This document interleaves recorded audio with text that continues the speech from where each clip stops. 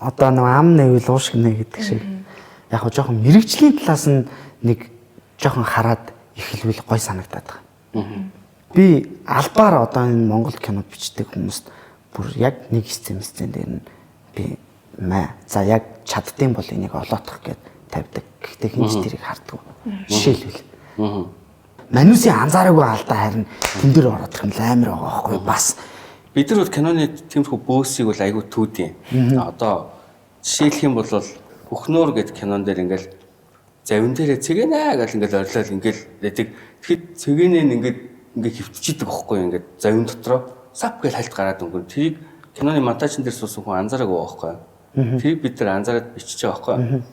Ээжүүдийн өдрөмжүүлэх төр жишээлбэл ингээд тэрэгтэй хөхөд түрээ явж яхад бас сав гэл өнгөрөх. Нэг секунд зүрхгүй нэг дойлын хооронд тэнд хиймэл хүүхэлтэй байж байгаа байхгүй. Тэрийг ингээд бас л анзаараад